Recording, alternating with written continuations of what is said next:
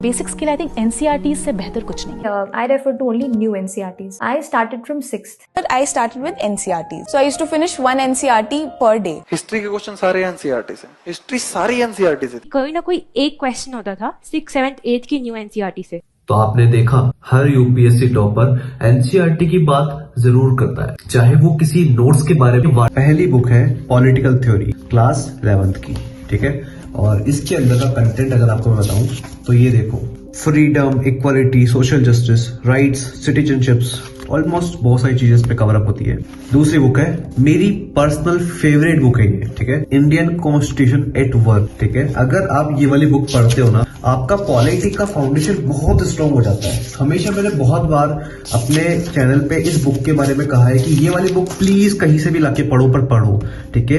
Constitution, how and why, rights in the Indian constitution, election, executive, legislature, judiciary, ठीक है। इसमें आपकी काफी सारी चीजें कवर अप होती है, तो ये मस्ट हैव बुक है, ठीक है, अगर आप यूपीएससी कर रहे हो तो। दूसरी बुक है an introduction to Indian art, ठीक है।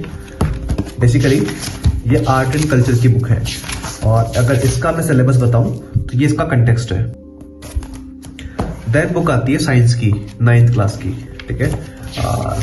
ये भी काफी अच्छी बुक है, इसमें वो सूजो बूजो आते हैं जगह जगह, नहीं, काफी अच्छी लगती थी ये बुक, काफी प्यारी बुक है, ठीक है। आपकी इससे काफी सारी चीजें कवर अप होती है। देन साइंस की 10th क्लास की बुक, इसका कंटेंट कुछ इस तरह से है। देन बुक आती है पॉलिटिकल की क्लास 12th की, जो है politics in India since independence, और इसके कंटेंट कुछ इस तरह से है। Then contemporary world of politics, ठीक है। कितने प्यारे प्यारे डायग्राम्स बने होते हैं। NCERT are such a love, ठीक है, बहुत प्यार से इसमें चीजों को समझाया जाता है। देखो ये साइड में चल रहे हैं सूजो बूजो, ये काफी अच्छे लगते हैं, देखो कितने प्यारे प्यारे डायग्राम्स हैं, तो इनसे हमें समझना काफी इजी हो जाता है। देन बुक आती है डेमोक्रेटिक पॉलिटिक्स, ये क्लास 10th की बुक है, और कुछ इस तरह से है, लाइक पावर शेयरिंग, फेडरलिज्म, ठीक है, gender, religion and caste, political parties. Then democratic politics, ठीक है, ये भी 9th क्लास की बुक है, ये 10th की थी, ये 9th की बुक है, और कुछ इस तरह से है। What is democracy, her NCERT book आपसे कुछ क्वेश्चंस पूछती है, ठीक है, और उन क्वेश्चंस के जवाब आप समझ के ही दे सकते हो। देन आती है social and political life, class 8th की बुक, ठीक है, और इसका जो कंटेंट है वो कुछ इस तरह से है, ठीक है। द इंडियन कॉन्स्टिट्यूशन, ठीक है, जुडिशरी, ये है क्लास 7th की सोशल एंड पॉलिटिकल लाइफ। कितनी कलरफुल बुक्स होती है ना, बचपन की याद आ जाती है इनको पढ़ के कि हाँ हम पढ़ा करते थे हमारे स्कूल टाइम पे। देखो कितनी सारी इमेजेस होती है, एनसीईआरटी की खास बात यही है, कितनी सारी इमेजेस है, हर चीज को आपको एक इमेज से, एक रियलिस्टिक इमेज से समझाया जाता है, ठीक है।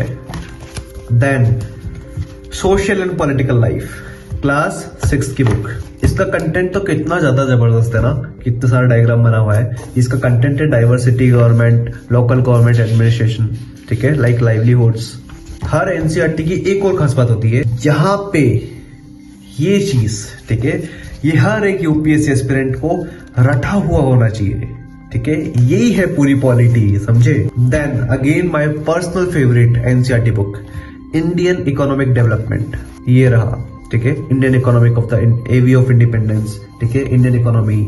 देन ये है इंट्रोडक्टरी मैक्रो इकोनॉमिक्स, और इसका कंटेंट कुछ इस तरह से है, ठीक है। आप अब इस पे देख पा रहे होंगे कि आपकी कितनी सारी चीजें सिलेबस में से यूपीएससी की कवर होती जा रही है स्टेप बाय स्टेप, ठीक है। देन ये है माइक्रो इकोनॉमिक्स, ये वाली थी मैक्रो, ये वाली है माइक्रो इकोनॉमिक्स, ठीक है। और इस बुक का कंटेंट कुछ इस तरह से है, ठीक है। देन ये आती है understanding economic development, social science, class 10th book, और इसका कंटेंट कुछ इस तरह से है, like development, sectors of Indian economy, money and credit, globalisation, ठीक है। कुछ याद आ रहा है, sector of Indian economy, money and credit, ठीक है। देखो कितनी सारी रियलिस्टिक इसमें इमेजेस हैं।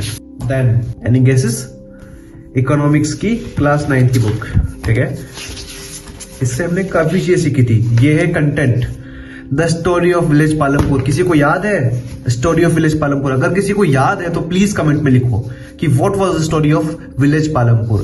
Then people and resources, poverty and challenge and food security in India, और ये हमारा प्यारा नेशनल एंथम देन ये है इंडियन पीपल एंड इकोनॉमी, ठीक है। देखो हाथ में ही मैप आते खुलते ही, ठीक है। और इसका कंटेंट कुछ इस तरह से है, लाइक पॉपुलेशन, ह्यूमन सेटलमेंट्स, ठीक है, land resources, water resources, mineral and energy resources, ठीक है। ये सारी चीजें आपको काफी सारा हेल्प करती है अपनी प्रिपरेशन में। ये बेस है, ये फाउंडेशन है। अगर आप ये चीजें नहीं पढ़ोगे तब तक आप एडवांस बुक को छेड़ भी नहीं सकते हो, समझे। Then my personal favourite subject geography, fundamentals of physical geography, ठीक है। आंखें बंद करके बता सकता हूं इस बुक के बारे में। तो ये 11th क्लास की बुक है और ये इसका कंटेंट है, ठीक है। द अर्थ, यही से आपकी पूरी ज्योग्राफी स्टार्ट होती है। ये फिजिकल ज्योग्राफी की स्टार्टिंग है, समझे। देन ये फंडामेंटल्स ऑफ ह्यूमन ज्योग्राफी, ठीक है। और इसका कंटेंट कुछ इस तरह से है, human geography, the world population, human development, primary activities, secondary activities, tertiary, then transport and international trade, ठीक है। देन ये कंटेम्परेरी इंडिया, ठीक है, ज्योग्राफी क्लास 10। और इसका कंटेंट कुछ इस तरह से है, like resource development, water resources, agriculture, minerals, manufacturing industries, ठीक है। और आप ये चीज नोटिस कर पा रहे हो, काफी सारी एनसीईआरटीज आपस में इंटरकनेक्टेड है। लाइक जो यहाँ छूट रहा है वो अगली क्लास में यहाँ कवर अप है, ठीक है। Then this is India physical environment. Geography की बुक्स काफी ज्यादा प्यारी दिखती है देखने में ना। और ये है इसका content, India, location, structure, drainage system, climate,